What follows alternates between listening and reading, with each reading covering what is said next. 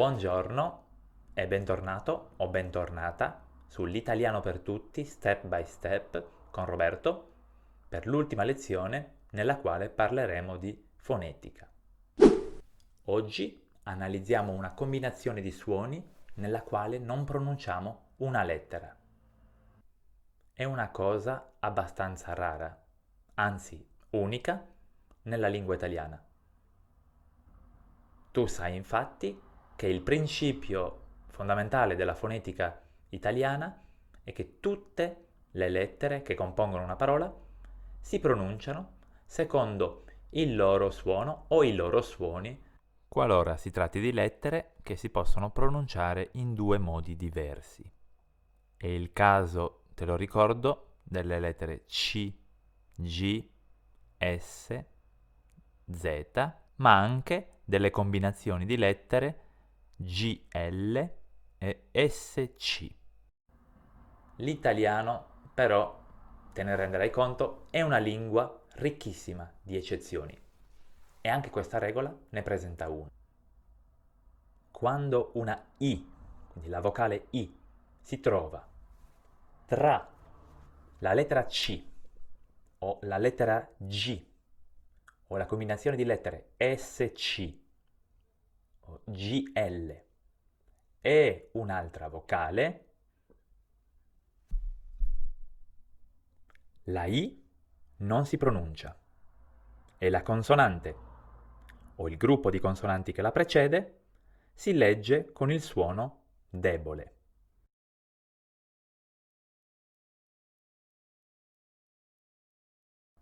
Tutto chiaro, vero? Entriamo nei dettagli. Prendiamo la lettera C. Ti ricordo che la C può avere due suoni, il suono debole, C, e il suono forte, C.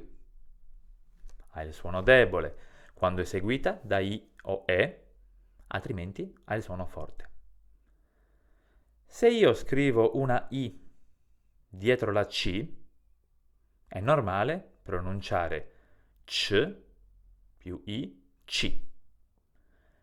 Leggiamo, quindi pronunciamo ognuna delle due lettere. Ma se a questa combinazione, che è una sillaba, rivedi se è necessario la lezione 2 e la lezione 3 per chiarire questo concetto, se a questa combinazione aggiungiamo un'altra vocale, ad esempio una A, otteniamo una sillaba dove la I non si pronuncia e la C si pronuncia in modo debole, con il suono debole.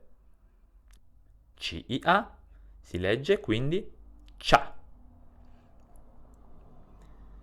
Potrai ricordarti di questa combinazione e del suo suono pensando alla parola ciao, il classico saluto tra amici.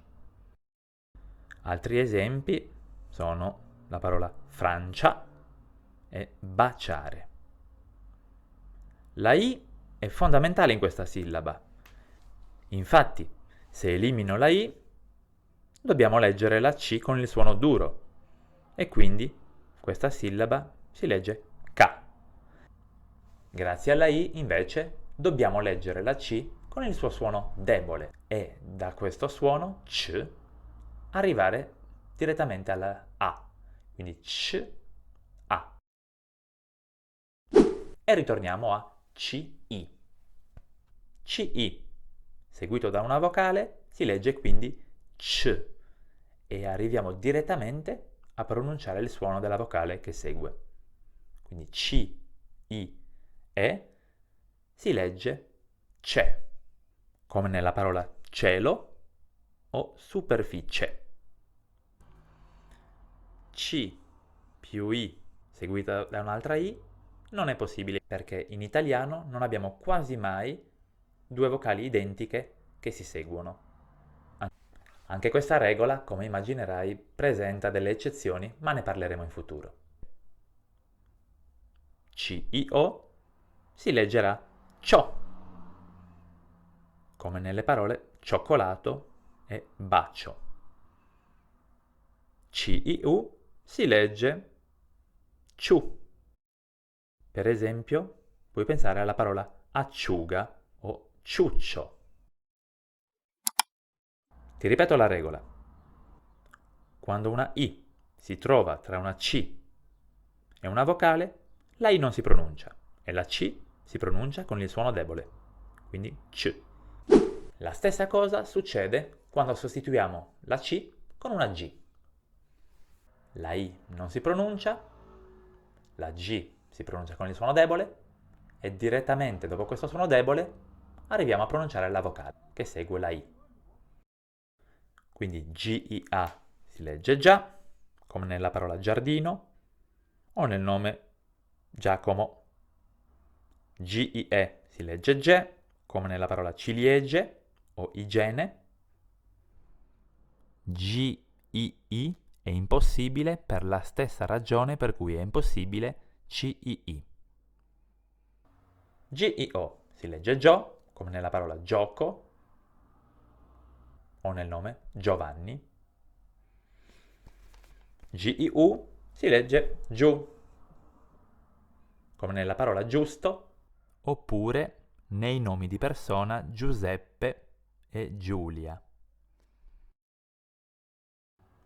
La stessa cosa succede se al posto della G scriviamo SC, la combinazione SC. Seguita da I, si legge con il suono debole, quindi SH. Direttamente dopo SH leggiamo la vocale che segue la I in questa sillaba. S-C-I-A si pronuncia scia, come nella parola sciarpa o fascia. S-C-I-E si pronuncia sce, come scienziato o scienza. S-C-I-I è impossibile, per la stessa ragione per cui è impossibile C-I-I e C-I-I. S-C-I-O si legge scio. Pensiamo in questo caso alle parole sciopero e risciò.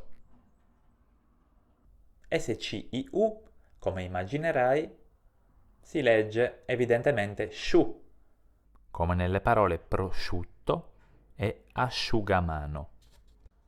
La I non si pronuncia neanche in un altro caso, quando cioè si trova tra la combinazione di lettere GL e un'altra vocale.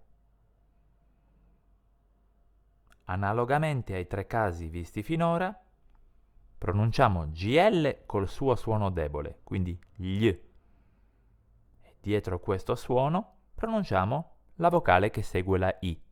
G-L-I-A si pronuncia glia, come nelle parole famiglia e bottiglia. G-L-I-E si pronuncia glie, figlie, moglie.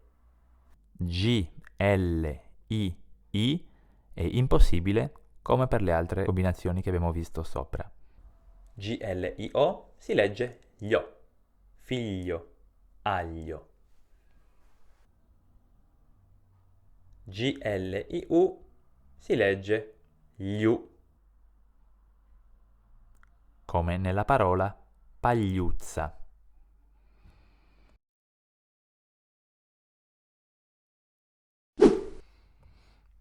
Ripeti insieme a me queste sillabe. Cia, c'è, ciò, ciù, già, ge, gio, giù, scia, sce, sciò, sciù, glia, glie, glio, glu. In queste combinazioni, quindi, la I non si pronuncia. Questo è quello che succede nel 99% dei casi. Ma anche questa regola, come quasi tutte quelle della lingua italiana, prevede un'eccezione. È meglio che ti abitui perché in italiano ad ogni regola corrisponde una o più eccezioni. La I non si pronuncia a meno che non si tratti di una I accentata, di una I quindi sulla quale si trova l'accento tonico della parola. Il prossimo video che pubblicherò, probabilmente sarà già online mentre tu guardi questo video, sarà proprio sull'accento tonico. Quindi ti invito a guardarlo e appena possibile ti scriverò il link sotto questo video. Per il momento pensa alla parola farmacia. Si scrive F-A-R-M-A-C-I-A. Quindi troviamo la combinazione C-I-A. Però, se hai fatto attenzione, avrai sentito che io ho pronunciato anche la I. Farmacia. Pronuncio la I perché su questa I si trova l'accento tonico della parola, quindi è una I molto importante, non posso evitare di pronunciarla. La stessa cosa succede nella parola allergia. E per oggi è tutto. Se nel corso di questa lezione hai imparato qualcosa di nuovo, mettimi un bel like e iscriviti al canale per non perderti nessuna delle mie prossime lezioni e per continuare a imparare insieme a me la lingua più bella del mondo. Ci rivediamo tra 7 giorni per parlare insieme dell'accento tonico. Arrivederci!